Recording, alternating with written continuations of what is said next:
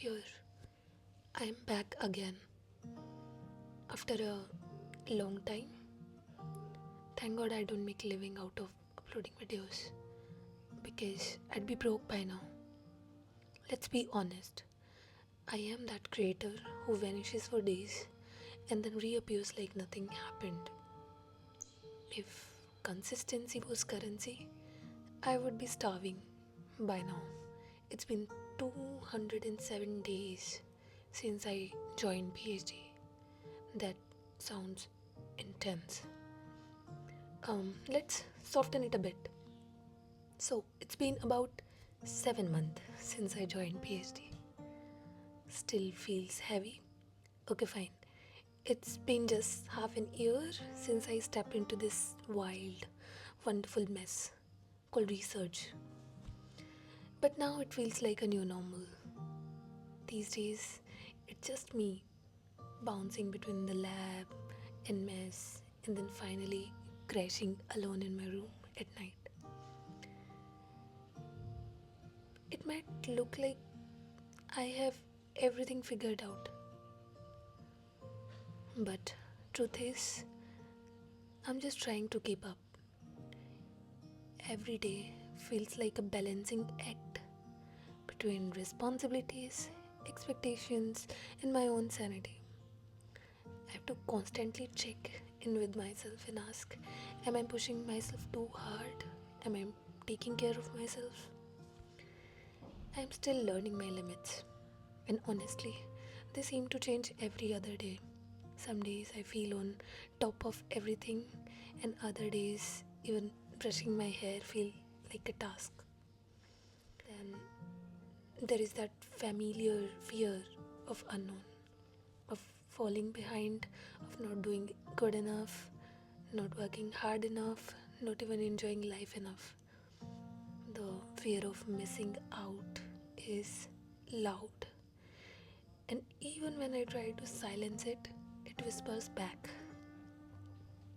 Some days in the mid of night. But despite all that noise, I keep going.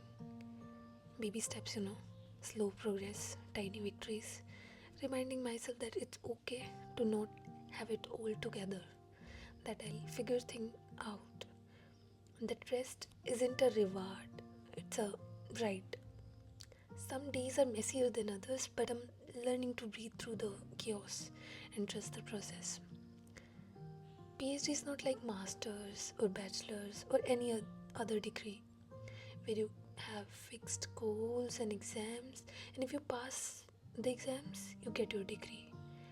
PhD is open-ended battle. No one knows exactly how it will go. Around March, I started learning various tools, coding, analysis, workflows, but somewhere along the way, I totally stopped reading. To be honest, I was really never into real reading during my bachelor's or even during my master's.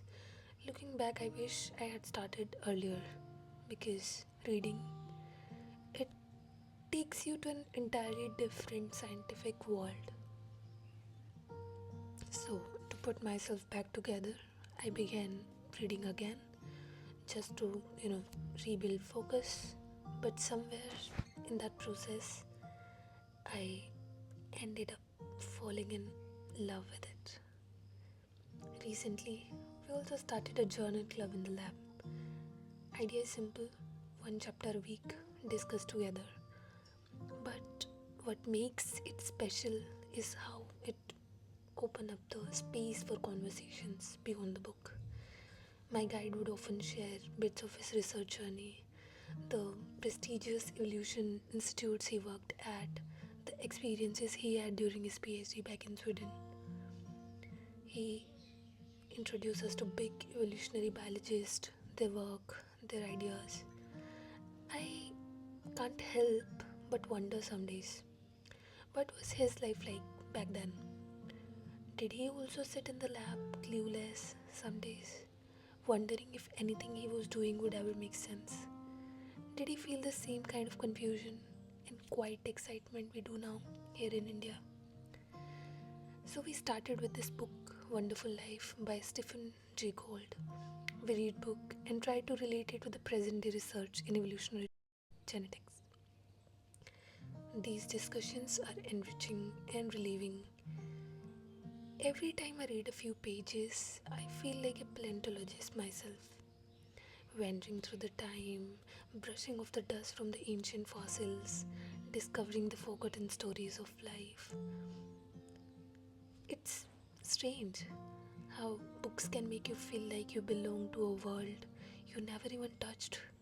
But maybe that's the magic of science and of reading. I thought I would forget about Hyderabad as life got busier. Those quick strides to Swiss Castle for cold sandwiches, the comfort of those tea sips, the crunch of Osmania biscuit, and then those crisp dosas at Taja kitchens. Those old memories will stay with me. I don't know when I will be together with my old friends watching movies on Sunday, fighting for those useless things, executing sudden plans.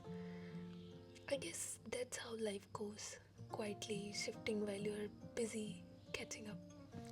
But certain things haven't changed, like long walks. Back during my masters, it was just a way of staying fit. Now, I walk up the hill. It's quieter there, like a little forest tucked at the edge of campus. Mornings are gentle, fresh flowers scattered on the ground, as if the tree themselves have exhaled beauty while the world slept. By evening they are gone, crushed by footsteps, faded into dust. What was soft and untouched in the morning became nothing more than a trodden memory by nightfall. IISER is great in many ways, but I can't lie, I really miss the city. Both my master's and bachelor's institutes were right in the heart of it, where everything was just a walk and a short ride away. Here, even a basic trip to city takes an hour, and that feels like too much sometimes.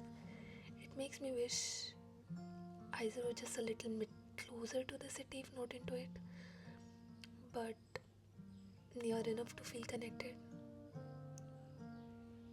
But like every coin has two sides, this place has its own quiet charm. It's almost like a small city of its own, tucked away from the chaos, bit more calmer, bit more cleaner, and somehow gentler on the mind. I miss the budge, but I'm slowly learning to appreciate the stillness too.